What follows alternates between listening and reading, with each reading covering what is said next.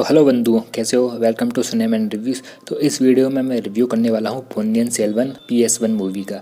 Video को पूरा ज़रूर देखेगा और वीडियो थोड़ा लंबा सा भी होगा तो अपना टाइम दीजिएगा इसको, क्योंकि मैं पूरा डिटेल में बात करने वाला हूँ इस फिल्म के बारे में कि क्या अच्छाई है इस फिल्म में और कहाँ कमी रह गई कि ये फिल्म ज़्यादातर ऑडियंस को इम्प्रेस नहीं कर पाई है, खासकर मासेस ऑडियंस को, जो कि उम्मीद लगाई थी कि शायद इसमें बाहुबली जैसा कुछ देखने को मिलेगा। लार्जर देन लाइफ कैरेक्टर्स, कुछ भारी भरकम डायलॉगबाजी और भव्यता वाले युद्ध के सीन। तो अगर ऐसी उम्मीद तुम इस फिल्म से लगाकर बैठे हो और उसी उम्मीद के साथ अगर तुम ये फिल्म देखने जा रहे हो तो गुरु यहाँ तुम निराश हो सकते हो, क्योंकि अगर तुम्हारे दिमाग में वही बाहुबली RRR KGF वाला खुमार है तो सॉरी टू से फिल्म तुम्हारे लिए नहीं है। ये बहुत ही डिफरेंट फिल्म है, क्योंकि फिल्म अपनी कहानी पर पूरी तरीके से फोकस करती है, जहाँ हमें राजनीति, षड्यंत्र, बदला, इस तरह की पॉलिटिक्स देखने को मिलती है।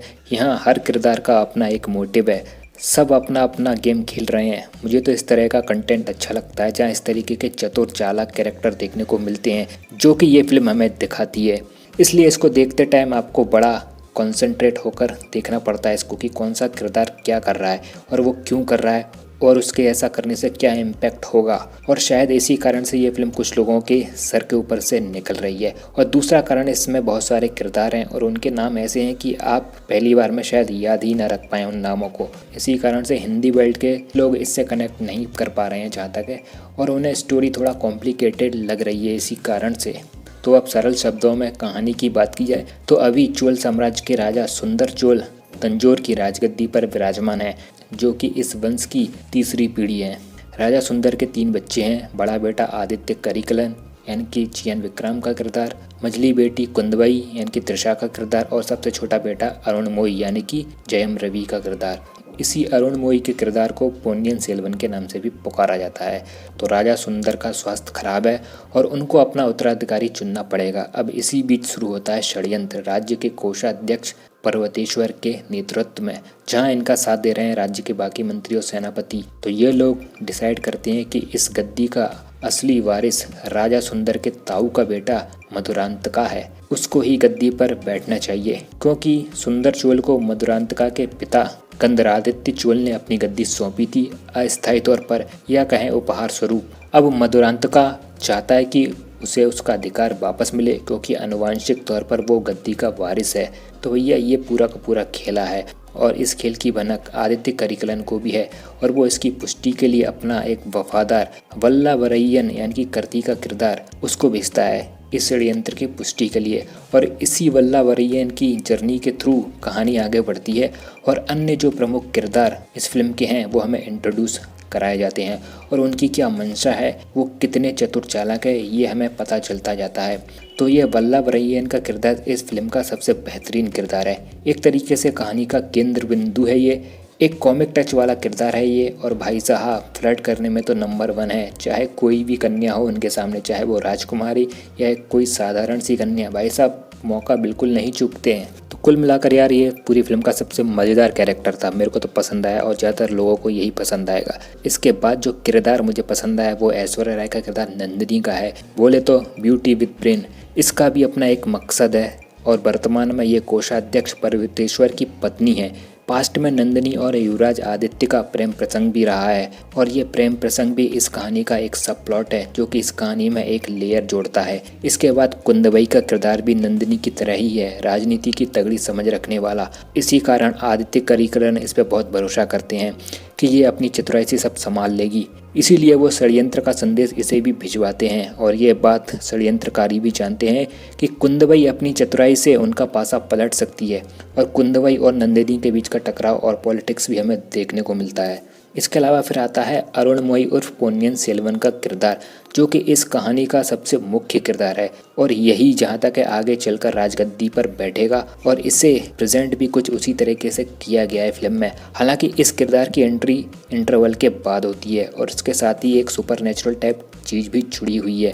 तो बचपन में ये नाव में जाते समय कावेरी नदी में गिर जाता है, और इसे एक औरत आके बचा लेती है। लोगों को लगता है कि वो कावेरी नदी स्वयं थी औरत के रूप में। तो कावेरी नदी का दूसरा नाम पोन्नी भी है। इसी कारण से अरुणमोई को इस घटना के बाद पोन्नियिन सेल्वन यानी कि पोन्नी का पुत्र इस नाम से पुकारा जाने लगा। इसके अलावा चियान विक्रम का जो किरदार है आदित्य करिकलन का, वो फिल्म में हमें ज़्यादा देखने को नहीं मिलता है।